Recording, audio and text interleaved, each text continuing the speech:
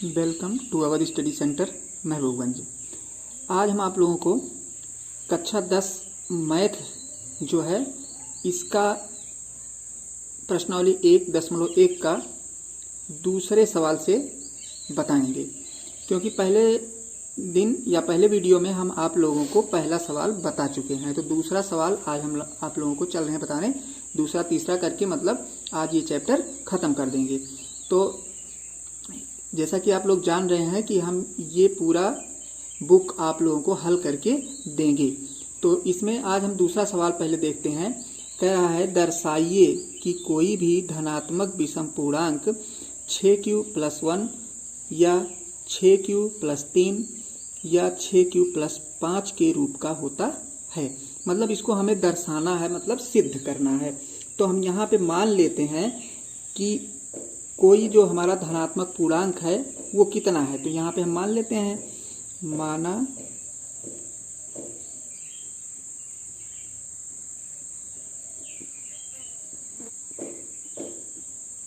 धनात्मक पूर्णांक बराबर a है। धनात्मक पूर्णांक जो है कितना है, a है। और यहाँ पे एक चीज़ हमको और ध्यान देना है, यानी b बराबर हमारा कितना है। तो b बराबर कितना है, 6 है। क्योंकि हम देख रहे हैं सवाल में अपने q के साथ में, सब के साथ में क्या लगा है, 6 लगा है। तो ये फार्मूला आप लोग जो हम पहले सवाल में बता चुके हैं, यानी क्या होता है, a बराबर होता है bq+r। यानी इसी फार्मूले का यूज हमें करना है, मतलब इसी को हमें ध्यान में रखना है। तो यहाँ पे b बराबर कितना हो गया, जैसे यहाँ पे है 6q, तो q तो है ही, और b के स्थान पे कितना हो गया, 6 हो गया। तो यहाँ हमको r के संभव मान पता करना। r मीन्स हम कल आप लोगों को बताए थे पिछले वाले वीडियो में, r मीन्स होता है शेष, और b मीन्स होता है, क्या होता है, भाजक होता है, यानी जिससे भाग दिया जाता है वो होता है b। और शेष r मीन्स होता है शेष। तो r का मान जो होगा सदैव b से कितना होगा, छोटा होगा। यानी r जो है क्या होगा, सदैव b से छोटा होगा। यानी r छोटा होगा किससे, b से।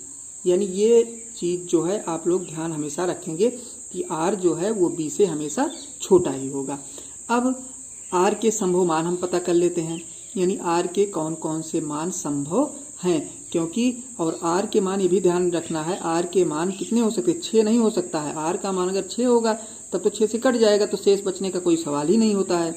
तो r का मान सदैव b से कम होगा। यानी r के संभव मान तब हो जाएंगे, r के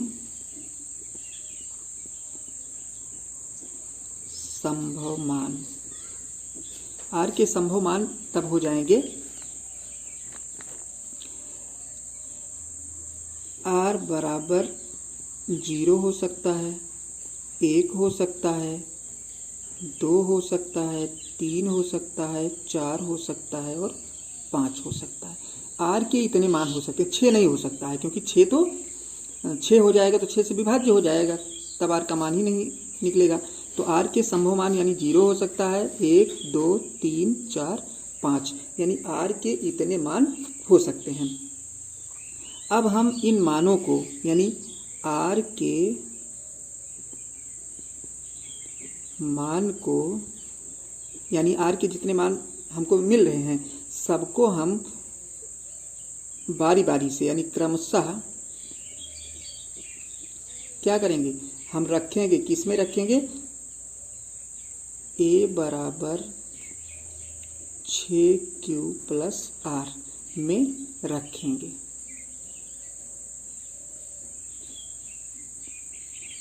यानी r के मान बारी बारी से हम इसी में रखेंगे।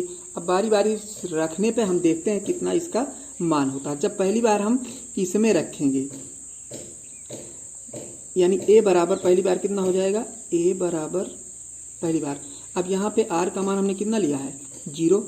तो 0 अगर r का मान यहाँ रखेंगे कितना आएगा, a बराबर 6q आएगा। जो 6q आया, ये जो है 2 से विभाजित हो रहा है,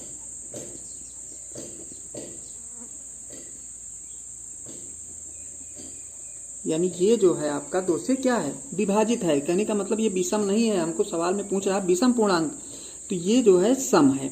दूसरी बार हम a का मान जब रखेंगे तो a बराबर, दूसरी बार इसमें रखेंगे कितना, 1 रखेंगे तो आएगा 6q प्लस 1, यानी 6q प्लस 1 आएगा।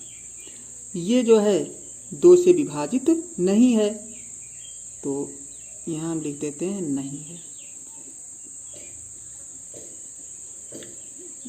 और सब यही रहेगा, 2 से विभाजित नहीं है। फिर तीसरी बार रखेंगे a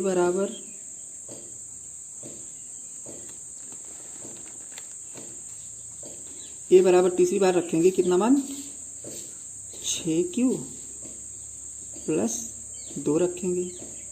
अब यहाँ भी देखते हैं 2 से ये कट जाएगा, विभाजित है।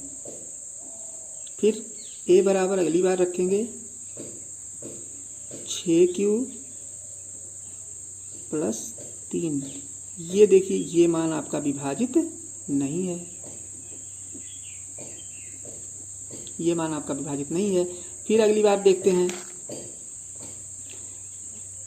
a बराबर 6q प्लस 3 के बाद कितना है, 4 है, 4 रखेंगे।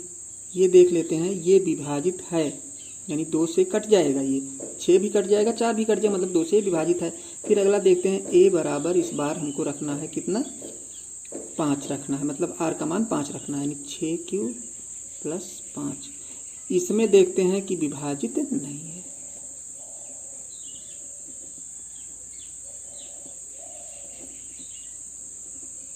विभाजित नहीं है। अब इस प्रकार से हम देख पा रहे हैं कि हमको कौन कौन सा विभाजित नहीं है, यानी विषम हमको कौन मिल रहा है, ये तो देख लीजिए सम है, ये भी सम है और ये भी सम है। तो विषम हमको कौन कौन से मिले, यानी विषम हमको ये मिला और ये मिला। कहने का मतलब 6q प्लस 1 जो सवाल में आप लोगों को दिया गया है, फिर 6q प्लस 3 ये मिला, और 6q प्लस 5, यही तो विषम पूर्णांक हमको प्राप्त हुए। यानी जो और 2 पूर्णांक मिल रहे हैं, 3 पूर्णांक हमको मिल रहे हैं, ये विभाजित हैं, ये विषम नहीं है, ये तो सम है। तो सिद्ध हो गया, यानी अतः हम कह सकते हैं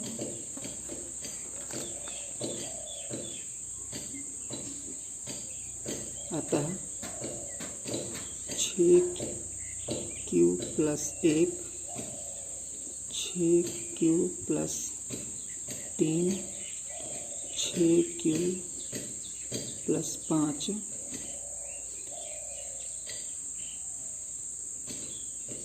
विषम पूर्णांक के रूप में है।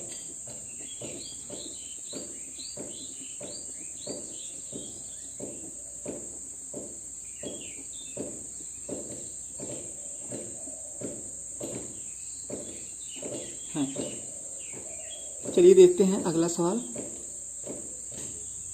क्वेश्चन 3 कह रहा है, किसी परेड में 616 सदस्यों वाली एक सेना की टुकड़ी को 32 सदस्यों वाले एक आर्मी बैंड के पीछे मार्च करना है। दोनों समूहों को समान संख्या वाले स्तंभों में मार्च करना है। उन स्तंभों की अधिकतम संख्या क्या है जिसमें वह मार्च कर सकते हैं। देखिए यहाँ पे आप लोगों को ध्यान देना है, जहाँ अधिकतम की बात कहे वहाँ पे आप लोगों को HCF ही निकालना है। यानी 32 सदस्य हैं, कह रहा परेड में 616 सदस्य हैं और एक सेना की टुकड़ी को 32 सदस्यों वाले, यानी एक सेना की टुकड़ी में कितने रहेंगे, 32 सदस्य रहेंगे। तो 616 ये है और 32 भाग में तोड़ना है। कहने का मतलब ये है कि 616 जो आपका है ये बड़ा है किससे, 32 से।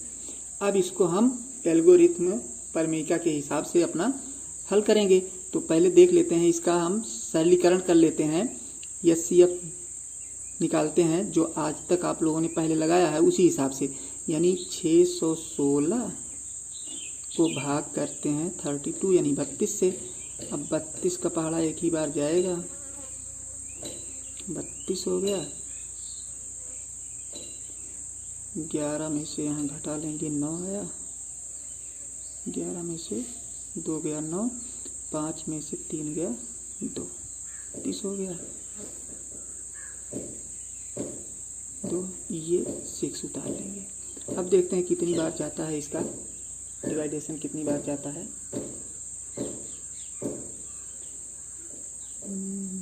9 बार देखते हैं तो 9 दूना 18, 9 त्रिक 27, 28, 9 बार ले जाते हैं। 9 दूना 18 हुआ, 9 त्रिक 27, 28 हो गया। घटाएंगे, यहाँ पे 8 आया और अब यहाँ पे घटाएंगे तो कितना आएगा, कट जाएगा। अब इसको इधर करेंगे और लिख देंगे कितना, 32। 8 का पहाड़ा 4 बार पढ़ते हैं, कितना हो जाता है, 32। कट जाता है, मतलब 0 आ जाता है।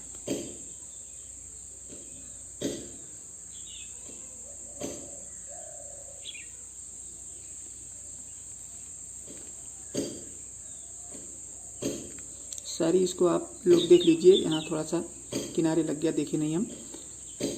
32 से हम इसमें भाग करेंगे तो 32 एक नंबर 32 हो जाता है। घटाएंगे तो यहाँ पे 9 आएगा, यहाँ पे 2, 6 उतार लिए, फिर 9 बार पढ़ते हैं तो 288 होता है। फिर घटाएंगे 8 आएगा और यहाँ पे आ जाता है हमारा कितना, कट जाता है। फिर 8 जब आया, 8 चौक 32 हो गया, तो यहाँ पे पूरा पूरा ये कट गया। अब यहाँ पे हम जब कट गया, अब इसी का प्रयोग करके हमें, इस एल्गोरिथम का प्रयोग करके यहाँ पे हमको लगाना है। तो अब यहाँ पे हम देखते हैं, हमको a बराबर BQ प्लस R इसी टाइप में लिखना है यहाँ पे। अब पहली बार हम लिखें कितना, a हमारा कितना है, 616 है, यानी फर्स्ट चरण हमारा चलता है तो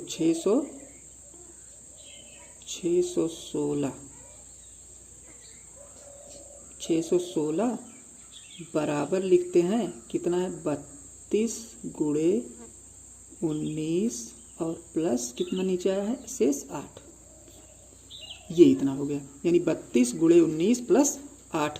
क्योंकि यहाँ पे हमको इसी रूप में लिखना, b बराबर 32 हो गया। 32 का मतलब होता है भाजक, यानी b बराबर भाजक होता है। a मीन्स होता है भाज्य और ये होता है आपका भागफल। q बराबर तो भागफल हो गया और प्लस शेष होता है। अब ये हो गया, यानी अब हम देखते हैं जो शेष हमारा बचा है, यानी शेष फल।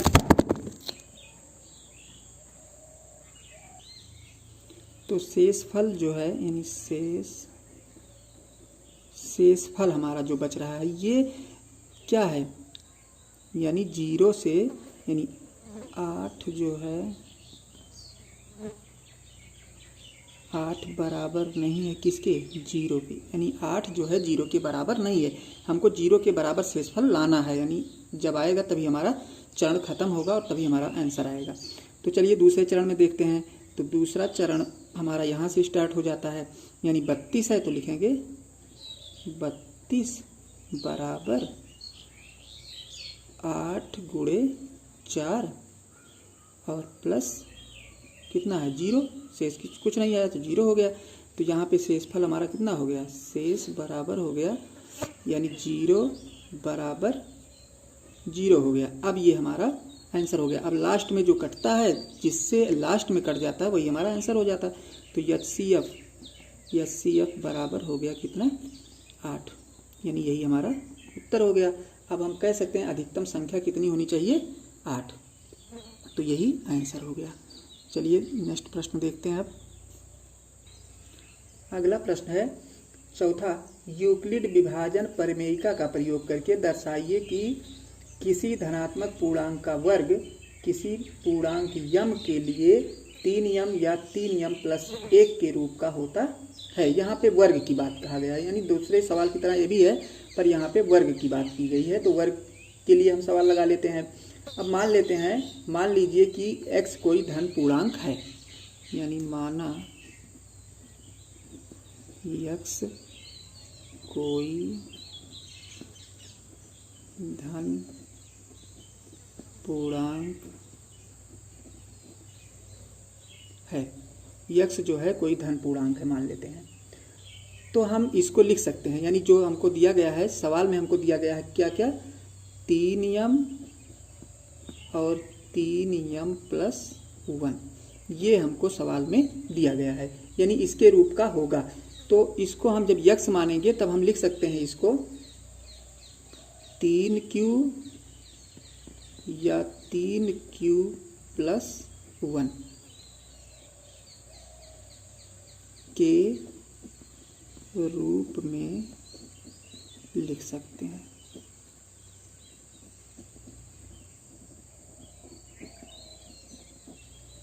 इसको हम इस टाइप से लिख सकते हैं।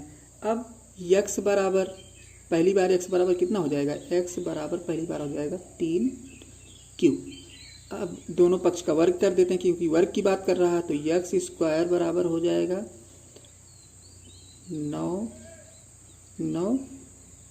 9q square. अब यहाँ से हम x का मान अगर निकालना चाहें, यानी यह हम इसको ऐसे भी लिख सकते हैं, 3 कॉमन ले लें तो बचेगा हमारा 3q स्क्वायर, या इसको हम बराबर ऐसे भी लिख सकते हैं 3m, यानी इतने को अगर हम m मान लें तो क्या हो गया, 3m हो गया हमारा। अगला देखते हैं, दूसरी बार अगर हम x स्क्वायर x बराबर मान लें कितना, 3q प्लस 1 मान लेते हैं, तो x स्क्वायर बराबर कितना हो जाएगा, 3q प्लस 1 का स्क्वायर हो जाएगा दूसरी बार में।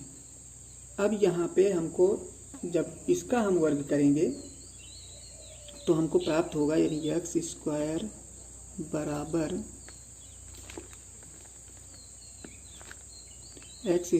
बराबर हो जाएगा 9q स्क्वायर प्लस 1 और प्लस 2 गुणे 3 गुणे 1, या x स्क्वायर आगे हो जाएगा बराबर 9q स्क्वायर प्लस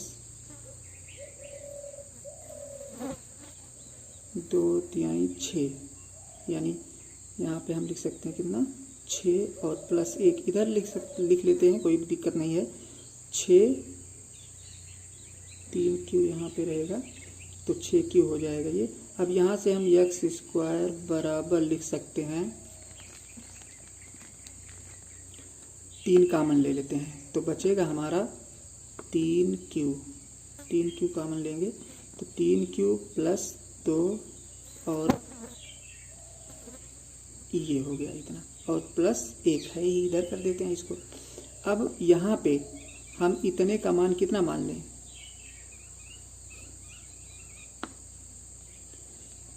तो ये हो जाएगा हमारा, सारे मित्रों यहाँ पे q कॉमन नहीं लेंगे, q स्क्वायर और यहाँ पे q हो जाएगा, तो ये हो गया आपका 3, क्योंकि हमको 3 ही लेना है, क्योंकि इसके साथ में 3 ही लगा है तो 3 ही हमको बाहर करना है। तो ये आपका हो गया, ये लाइन फिर से देख लीजिए, x स्क्वायर बराबर 3 और 3q स्क्वायर प्लस 2q और प्लस 1। अब इतने को अगर हम m मान लेते हैं तो हमारा क्या मिल जाता है, x स्क्वायर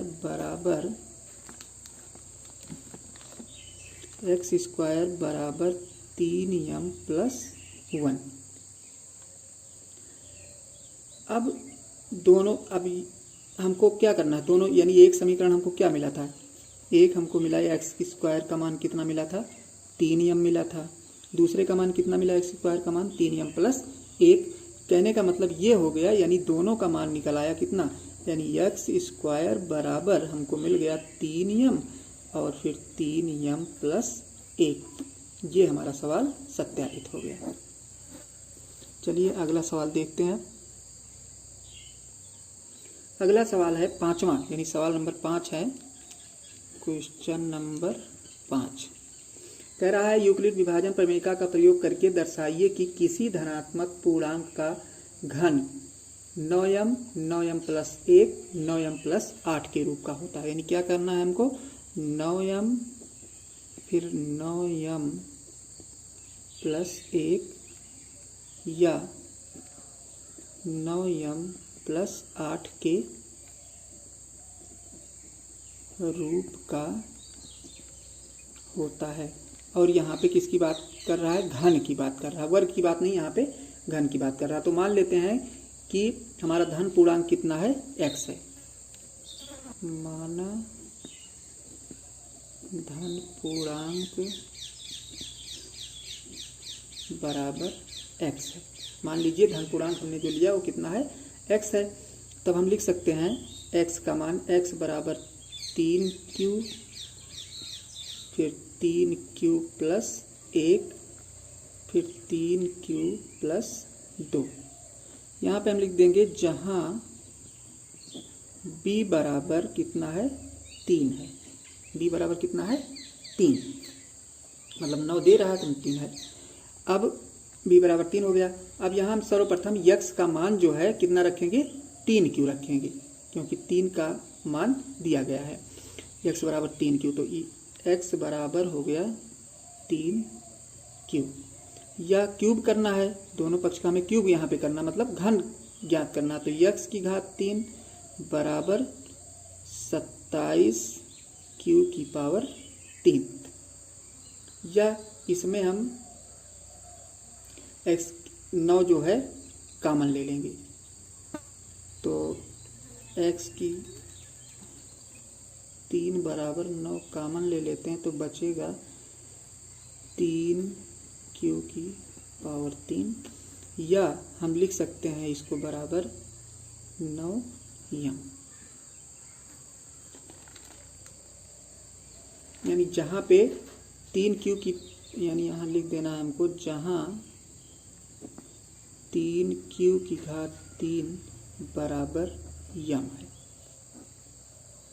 अब दूसरी बार लिखना है हमको x की पावर 3, x बराबर इस बार लिखना है हमको दूसरी बार। x बराबर हमको यहाँ पे जो लिखना है इस बार,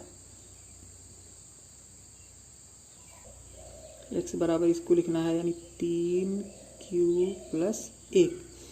अब दोनों का होल क्यूब करना है, यानी x क्यूब बराबर, जब इसका होल क्यूब करेंगे यानी होल क्यूब का फार्मूला हम इस पे लगाएंगे तो हो जाएगा 27q की power 3 plus 27q square plus 9q plus 1। ये होल स्क्वायर का फार्मूला है। इसको आप लोग देख लेंगे, जो 6, 7, 8 में आप लोग पढ़े हैं वही फार्मूला है। यानी जब इस पे दोनों पे हम इस पे क्यूब करेंगे और इसका भी क्यूब करेंगे, होल क्यूब इस पे भी लगाएंगे, तो ये जब ओपन होगा तो इतना आएगा इसका। या इसमें से हम कॉमन ले लेते हैं, यानी x क्यूब बराबर 9 जो है हम यहाँ पे कॉमन ले लेते हैं, तो बचेगा 3q की power 3 plus 3q square plus q और प्लस 1। अब इतना बराबर अगर हम यम मान लें तो हमारा क्या आ गया, बराबर x की पावर 3 बराबर हो जाएगा 9m प्लस 1, यानी इतना आ जाएगा 9m प्लस 1। यानी इतने का मान जहाँ पे लिखना है, जहाँ 3q power 3 plus 3q square plus q बराबर जो है कितना है, यम है। तो इस प्रकार हम देखते हैं कि ये पूर्णांक जो है, ये एक पूर्णांक है और इसके रूप का जो है, जो सवाल में पूछा गया है, ये हमको प्राप्त हो जाता है। तो ये सिद्ध हो जाता है। ये आज का आप लोगों का ये चैप्टर आज समाप्त होता है। अगले चैप्टर में यानी 1.2 पॉइंट हम आप लोगों को नेक्स्ट वीडियो में पढ़ाएंगे। आप लोग वीडियो बराबर देखते रहिए और इससे नोट भी बनाते रहिए। चैनल को आप लोग सब्सक्राइब कर लीजिए और उसके साइड में जो बेल आइकन यानी एक घंटी का निशान बना रहता है उसको आप लोग क्लिक कर दीजिए, ताकि जो है हम जो भी वीडियो यहाँ से आप लोगों को स्टडी का डालें, ये सारे वीडियो आप लोगों के मोबाइल पर पहुँचता रहे। और जैसे नोटिफिकेशन पहुँचेगा आप लोग अलर्ट हो, वहाँ पे बजेगा, कोई घंटी बजेगी, आप लोग जान जाएंगे कि वीडियो आ गया। आप लोग तुरंत पढ़ सकते हैं, कॉपी पे नोट बना सकते हैं इसका अच्छे से, क्योंकि हम शुरू से लेकर आखिरी तक एक एक चैप्टर और एक एक सवाल, कोई भी सवाल छूटने वाला नहीं है, छोटा हो या बड़ा हो, सारे सवाल हम आप लोगों को बताएंगे। तो मेन बात यह है कि आप लोग चैनल को सब्सक्राइब कर लीजिए। जब तक सब्सक्राइब नहीं करेंगे, बेल आइकन नहीं क्लिक करेंगे तब तक जो है आप लोगों के पास नोटिफिकेशन नहीं पहुंचेगा।